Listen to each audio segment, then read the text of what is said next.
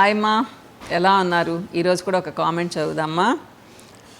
Hi ma'am, dressing sense గురించి మీరు చెప్పింది కరెక్ట్ మేడం. కానీ middle class or below middle class ఉన్నవాళ్ళు లేడీస్ టైం ప్రకారం మార్నింగ్ లేచి అన్ని పనులు చక్కగా చేసిన వాళ్ళ ఫైనాన్షియల్ స్టేటస్ బట్టి బట్టలు ఫంక్షన్స్కి వెళ్ళినప్పుడు రిపీటెడ్గా వేసుకుంటే రిలేటివ్స్ వెనకాల కామెంట్ చేస్తున్నారు, వేసుకున్న బట్టలే మళ్ళీ వేసుకుంటున్నారు అని. ప్రతి ఫంక్షన్కి కొత్తవి కొనుక్కునే మనీ అందరికీ ఉండదు, ఒకవేళ ఉన్నా కొనుక్కోవడానికి కుదరదు. కొన్నిసార్లు కామెంట్స్ వింటుంటే ఫంక్షన్స్కి వెళ్ళబుద్ధి కాదు మేడం. మనిషి కన్నా బట్టలు వాల్యూ ఎక్కువ అయింది మేడం. ఈ కామెంట్స్ని ఎలా ఫేస్ చేయాలి? స్వప్న, మీరు చెప్పినట్టు కొంతమంది లో లెవెల్ మెంటాలిటీతో ఉంటారు మా. వాళ్ళది హై లెవెల్, అంటే ఫైనాన్షియల్గా హై లెవెల్ అయ్యుండొచ్చు, కానీ మానసికంగా చాలా లో లెవెల్లో ఉంటారు వాళ్ళు. అంటే మనుషుల్ని ఎలా ఎస్టిమేట్ చేస్తారు అంటే బట్టల్ని బట్టే, ముఖ్యంగా ఫంక్షన్స్లో మనం వేసుకునే నగల్ని బట్టి, మనం వేసుకునే బట్టల్ని బట్టి. మీరు అన్నట్టు నిజమే, ప్రతి ఫంక్షన్కి, ప్రతి వాళ్ళ ఫంక్షన్కి శారీ కొనాలి అంటే పూర్ ఇన్కమ్, లో మిడిల్ ఇన్కమ్ కాదు మా, అప్పర్ మిడిల్ ఇన్కమ్కి కూడా సాధ్యం కాదు. కొంతమందికి అలా వేసుకోవాలని కూడా అనిపించదు మా. ఎందుకు మనం వేరే వాళ్ళ ఫంక్షన్కి మొత్తానికి మనం కొత్త బట్టలు కట్టుకొని వెళ్ళాలి? మన ఇంట్లో ఫంక్షన్ అయితే కట్టుకుంటాము. ప్లస్ ఇంకా కొంతమంది ఏం చేస్తారు అంటే, పక్కన వాళ్ళ ఫంక్షన్స్ 5 ఫంక్షన్స్ ఉంటే 5టికి వేరే వేరే బట్టలు కట్టుకోవాలి. ఇది ఒక పిచ్చి అయిపోయింది మా ఇప్పుడు. నేను దీనికి కంప్లీట్గా అగైనెస్ట్ మా. నేను ఎవరిని కామెంట్ చేయను. మీకు తెలుసో తెలీదో నేను మర్చిపోయి రిపీటెడ్గా కట్టుకెళ్తూనే ఉంటాను సారీస్. వాళ్ళ ఇంట్లో సేమ్ ఫంక్షన్స్ కూడా నాకు అసలు గుర్తు కూడా ఉండదు ఏ సారీ కట్టుకెళ్ళాను. అడుగుతుంటారు నన్ను అప్పుడప్పుడు, ఏంటి లలిత మళ్ళీ ఈ సారీనే కట్టుకొచ్చావు అని. నాకు గుర్తులేదని చెప్తాను. అంతే, ఎన్ని సారీస్ ఉంటాయి మా మనకు చెప్పండి. ఇప్పుడంటే నేను తగ్గించేశాను మా ఫంక్షన్స్. ఒకప్పుడు బాగానే వెళ్ళేదాన్ని, సో ఇంట్రెస్టింగ్గా వెళ్ళేదాన్ని. అంటే ఒక 7-8 ఇయర్స్ నుంచి మానేశానులేండి చాలా వరకు. సరదాగా ఉండేది ఫ్రెండ్స్ని కలవడం అట్లా అనమాట.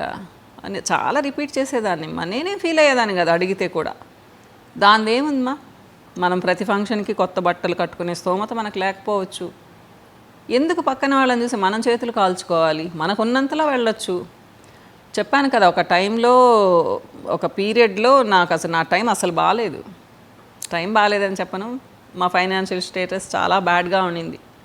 నేనైతే అప్పుడు అసలు ఫంక్షన్స్కి మామూలు శారీస్ కట్టుకొని వెళ్ళేదాన్ని. 2000-2500 హ్యాండ్లూమ్ శారీస్ కట్టుకొని వెళ్ళేదాన్ని.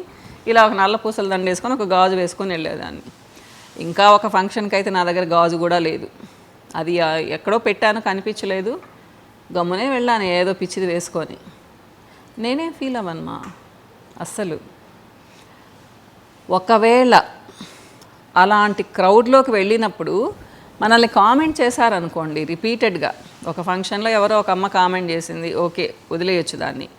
2-3 ఫంక్షన్స్లో ఒక గ్రూప్ ఆఫ్ పీపుల్ మనల్ని కామెంట్ చేస్తూ ఉంటే వాళ్ళ ఫంక్షన్స్కి మనం అసలు వెళ్ళాల్సిన అవసరం కూడా లేదు.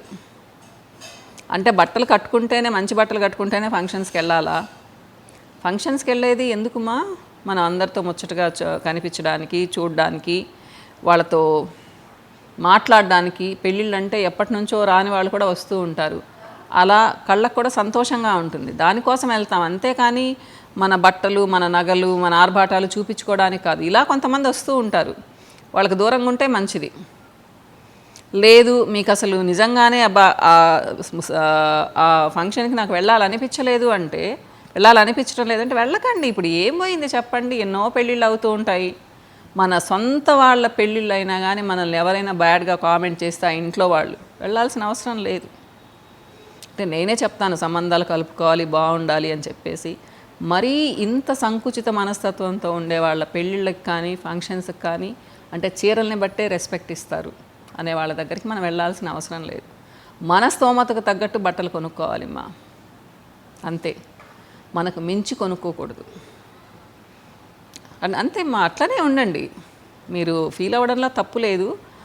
అంటే నేను అందరి గురించి చెప్పాను. ఇక్కడ మళ్ళీ లాస్ట్లో ఇంకొక విషయం చెప్తున్నాను. నేను వేలు పెట్టి బట్టలు కొనుక్కోమని చెప్పను మా.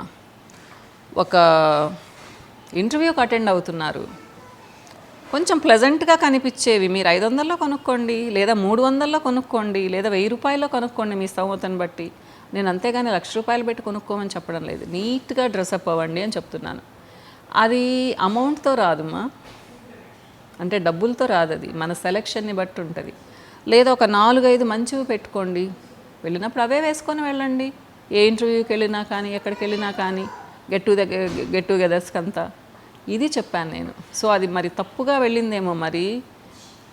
నేను చాలా క్లియర్గానే చెప్పాను మా, డెఫినెట్గా మళ్ళీ చెప్తున్నాను. మీరు ఎలా డ్రెస్అప్ అవుతారో దాన్ని బట్టి మీ మీద అటెన్షన్ ఉంటుంది. నిజంగా ఒక బస్ స్టాండ్లో మీరు ఎలా డ్రెస్అప్ అయినా కానీ పర్వాలేదు. ఒక ఇంటర్వ్యూకి వెళ్ళినప్పుడు మీరు స్పెషల్గా ఉండాలి, ఒక ఫంక్షన్కి వెళ్ళినప్పుడు కొంచెం గ్రాండ్గా ఉండాలి, ఒక మూవీకి వెళ్ళినప్పుడు క్యాజువల్గా ఉండాలి. ఇలా కదా, ఇలా మనం డ్రెస్అప్ అవ్వాలి మా. నేను ఇది చెప్పింది. ఓకేనా?